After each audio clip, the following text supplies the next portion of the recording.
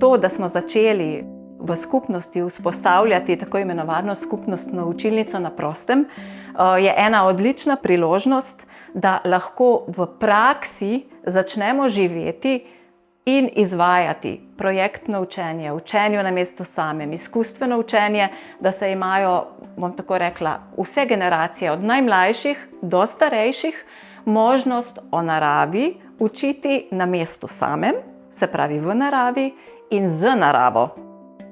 V šoli učitelji postajamo precej nezanimivi in ogromno energije porabimo za to, da motiviramo otroke. Učilnica na prostem pa je zelo bogato izkušenjsko okolje in so otroci čisto drugačni, se spremenijo, ko pridejo v naravo.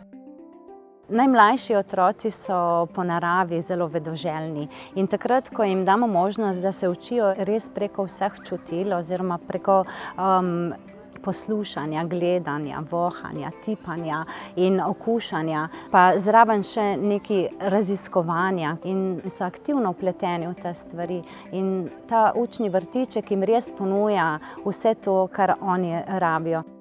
Kar se pa tiče kompetenc, bi pa lahko rekla, da je zelo kompleksno, se povezujejo različne kompetence v smislu zamišljanja trajnostne prihodnosti. Zelo, bom rekla, izstopa to raziskovalno učenje, ker dejansko to je prostor, kjer tako odrasli kot otroci lahko z različnimi pristopi, nalogami in vsebinami raziskujejo floro in fauno tega prostora.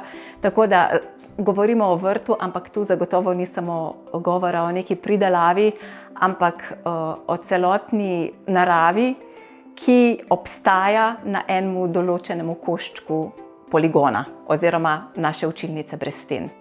Odziv je odličen, predvsem v kontekstu, da so zelo pozitivni do tega, da mi izvajamo izobraževanja na prostem.